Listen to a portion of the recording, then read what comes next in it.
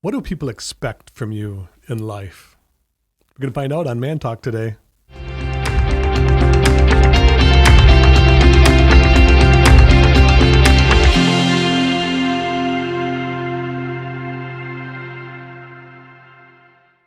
So, Chad, in your life, do people expect you to do certain things? Do you have a list of stuff that you're supposed to do?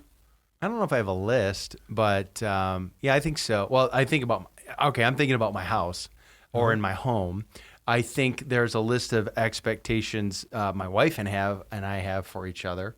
My wife is probably very traditional. My wife usually is in charge or control of everything inside the home, and then I'm like charge of the garage and offside. So kind of stereotypical a little bit, right? Yeah, totally. Like, if there's something wrong with the car, that's expected. Like, I'm the one.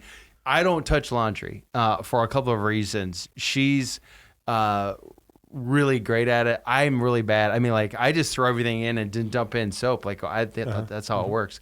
She's like, no. There's an art to it. So, I think there's those types of expectations I have. Do you have that in your life? Or? Yeah, I do the lawn and that type of thing, but I'm the opposite. I like doing laundry. Oh, okay. I'm the guy that irons. I'm the only one that irons in the house. I kind of like that, and I like to vacuum floors. It's sort of like vacuuming floors and carpets is like mowing to me. Is a sense of accomplishment. You get just the right lines. So I am allowed to vacuum. Well, that sounds terrible. My wife is amazing. Like, she doesn't. Right. She's not like a right. Your house is always clean. Dictator. Yeah, right. But I mean, like, I do vacuum. That's kind of a thing that I do inside.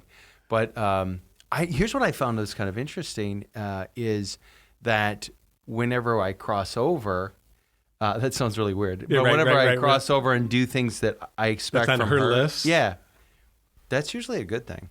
Oh, yeah. So, like, for instance, I don't ever touch laundry, but for instance, dishes, right? If I take care of the dishes, not that I shouldn't. I'm not suggesting that you know what I'm saying? Right. But if I take care of the dishes or I take care of things that she wasn't expecting me to do. So there was a pile of dishes in the sink, and she was expecting to do that when she got home, and when she comes home, it's clear, and so she's feeling pretty good. Right. Or the other day, we had our dishwasher needed fixing and mounting it. Like, it was a huge That's deal. your job. It's not her job. Well, I just did. I ordered brackets. I fixed it. I didn't even say anything. And then it was probably a couple of days later, my wife was like, "Did you fix the dishwasher?" I'm like, yeah. You have brownie points because you did it without even her saying brother, something. Let me just say this: that when the kitchen is good, every room in the house is good, brother. Yeah? If you understand what I'm saying. Yeah, I do. Okay, so catch you on this. So you only fixed that dishwasher for other reasons. It's going to be good for you.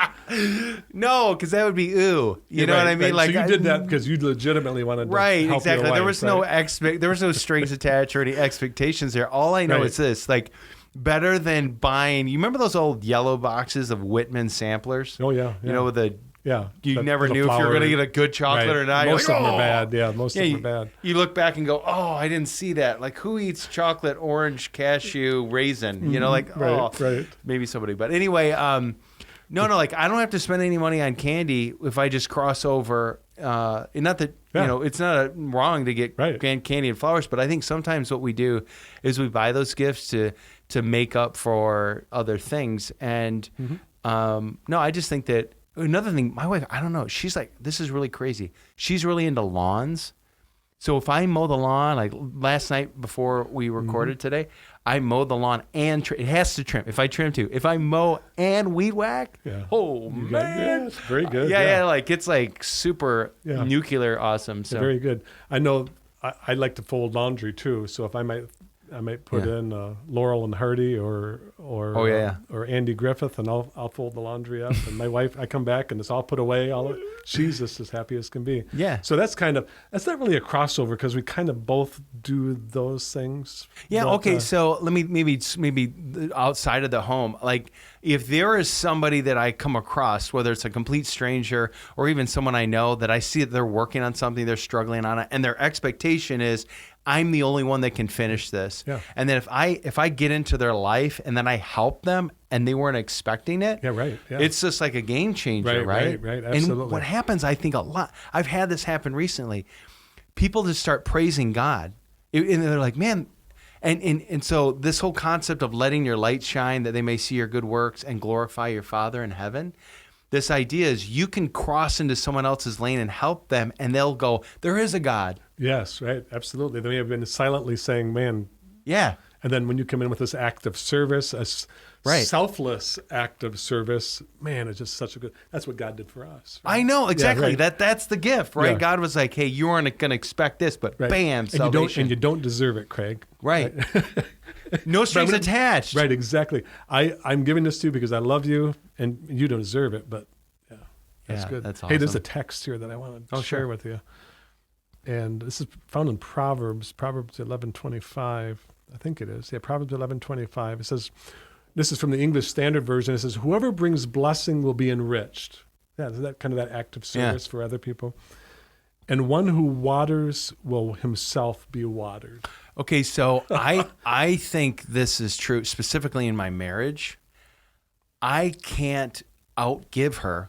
Like it's crazy. The more that I pour into my wife's life, the more she gives back. She's just amazing that way. And I think that the more you give, the more you receive. And I don't think that's a selfish thing. No, right. But I mean, I think that's actually the theme of heaven. This idea that all of the universe is pouring their blessings on you. You don't even worry about yourself. You're spending all of your eternity pouring back, right? Exactly. And everyone is just experiencing this amazing life. And that's awesome. Selfless service for other people. Yeah. Right. So, okay, so here's the challenge for this week.